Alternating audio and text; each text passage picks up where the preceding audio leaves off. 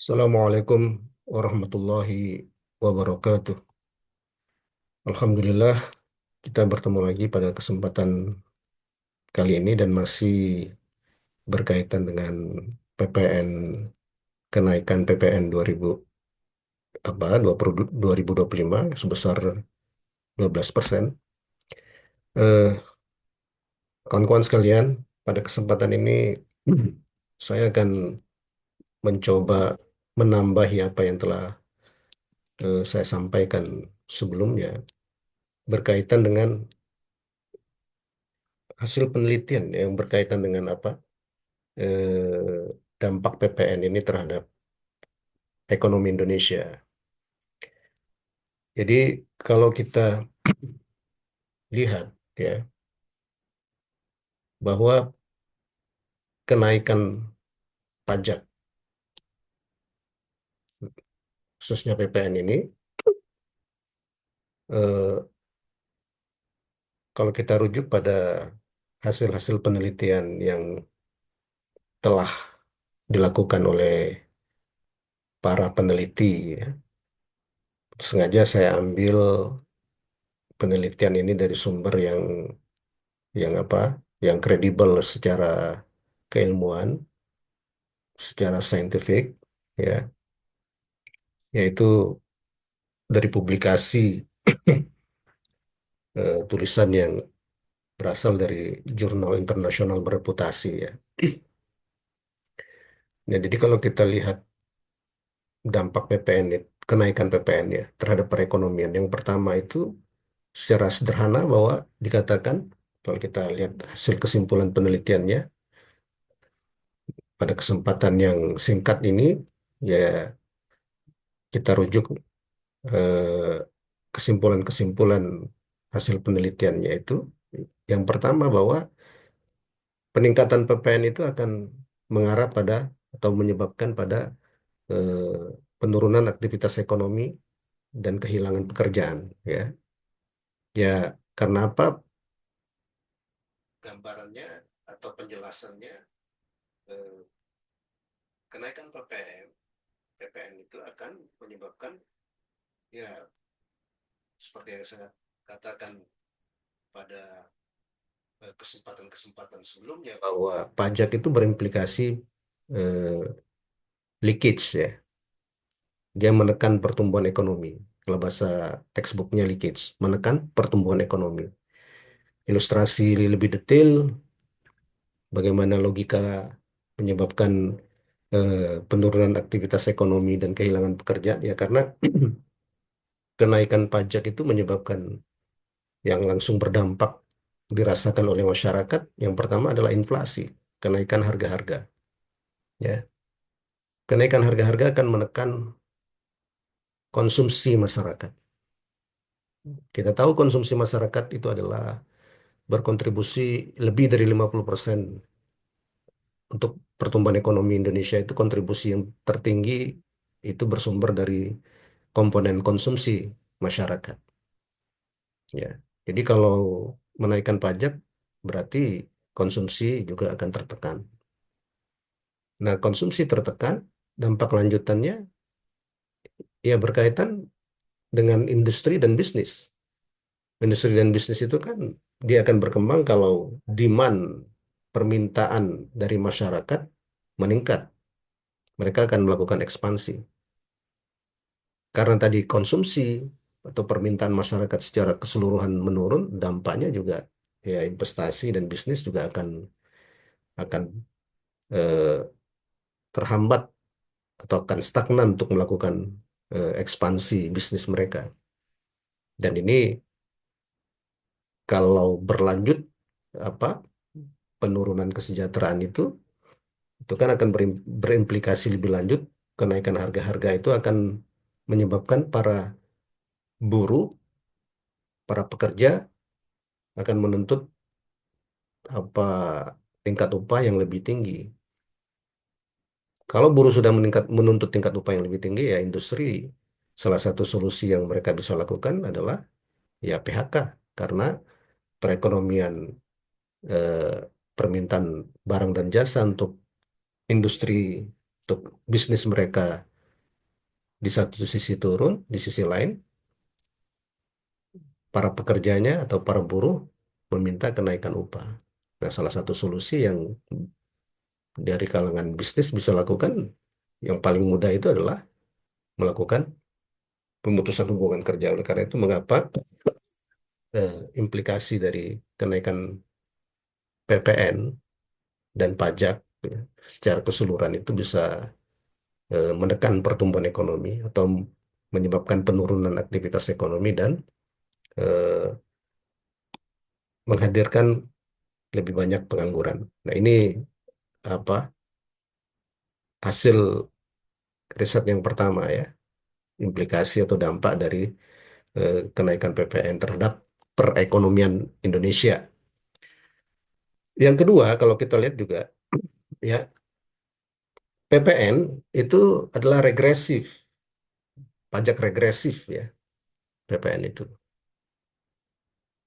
Regresif itu apa? Artinya regresif itu pajak yang dikenakan kepada semua apa wajib pajak itu dengan angka atau persentase yang sama ya. Tidak melihat dia kaya atau miskin, tidak melihat dia memiliki akses pada sumber daya yang lebih besar atau tidak. Jadi diperlakukan sama. Nah, ini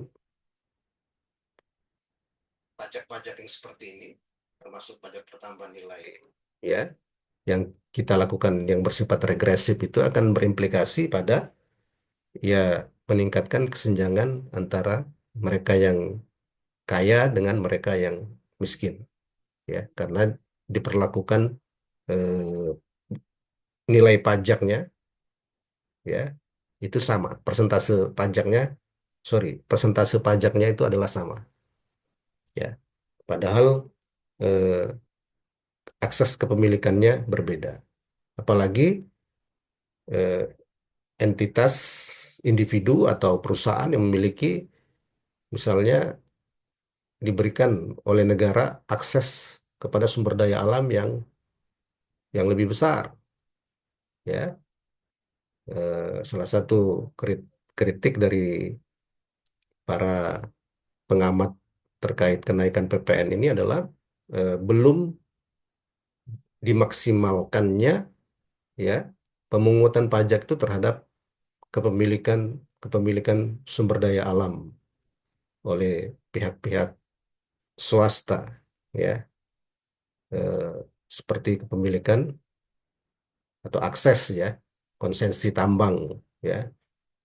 Nah, itu eh, hal yang menyebabkan apa implikasi dari pajak-pajak yang bersifat regresif, contohnya seperti PPN ini bisa berimplikasi pada eh, meningkatnya inequality kalau bahasa Inggrisnya atau kesenjangan antara eh, yang kaya dengan yang miskin. Kalau pakai bahasa apa Haji Roma Irama itu dalam lagu dangdutnya itu yang kaya makin kaya, yang miskin makin miskin. Nah, itu eh, hasil penelitian yang ditunjukkan oleh Unta dan kawan-kawan ini ya tahun 2013 menunjukkan eh, dampak PPN itu ketika dinaikkan bisa menghadirkan kesenjangan antara yang kaya atau memperlebar kesenjangan antara yang kaya dan yang miskin. Nah, selanjutnya kemudian berdasarkan hasil penelitian juga bahwa kalau pajak ya tembakau di Indonesia itu ternyata pajak tembakau itu menurut penelitian Adriana dan kawan-kawan ini ya yang dipublikasi pada jurnal Tobacco Control ya tahun 2024 malah ini ya, penelitian yang baru ya. Jadi hasil temuan menunjukkan bahwa peningkatan pajak tembakau itu akan punya dampak positif pada perekonomiannya karena dia dapat meningkatkan output ekonomi, pendapatan rumah tangga, lapangan kerja, ya. Jadi kalau ketika itu dipungut oleh negara, ya, kemudian dialokasikan lagi ke masyarakat, dampak positif ini terutama didorong oleh pengeluaran pemerintah dari pendapatan tambahan, ya, yang diperoleh dari peningkatan pajak tembakau. Penggunaan pendapatan pajak melalui struktur pengeluaran pemerintah yang ada memiliki potensi untuk menghasilkan efek ekonomi yang optimal. Nah, mereka juga menunjukkan bahwa ketika misalnya dilakukan simulasi peningkatan pajak tembakau itu sebesar 45% dari tingkat pajak tahun 2019, itu akan meningkatkan output ekonomi, pendapatan rumah tangga, dan lapangan kerja ya masing-masing sebesar 84,2 triliun, 24,1 triliun, dan 400 ribu pekerjaan.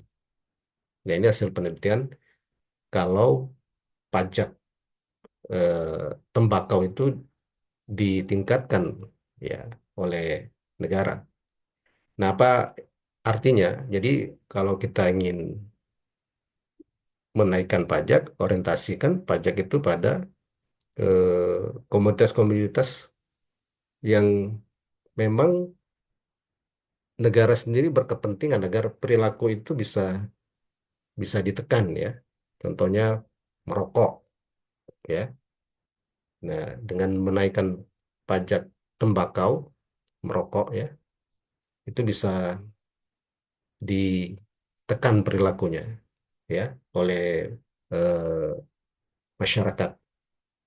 Atau pajak miras, minuman keras, termasuk pajak impor agar menekan perilaku para importir yang terlalu bebas melakukan impor atau yang tidak tidak mempertimbangkan aspek-aspek lain kecuali keuntungan ya dalam mengimpor.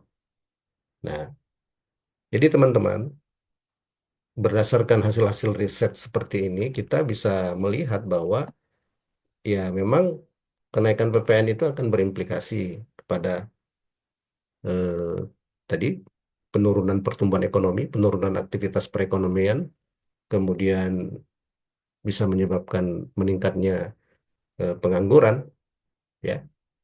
Oleh karena itu memang apalagi kalau kita kaitkan bahwa target pertumbuhan ekonomi yang dicanangkan oleh Presiden Prabowo dan Wakil Presiden Gibran itu adalah sebesar 8% harus dicapai untuk perekonomian Indonesia.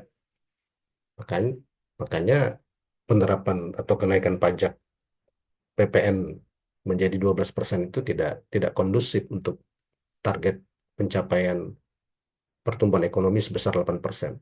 Nah, oleh karena itu ya solusi yang terbaik memang itu dibatalkan oleh Presiden melalui Perpu karena waktunya yang sudah sangat sangat apa mepet ya. 2025 1 Januari sudah diimplementasikan sehingga tampaknya satu-satu solusi jalan untuk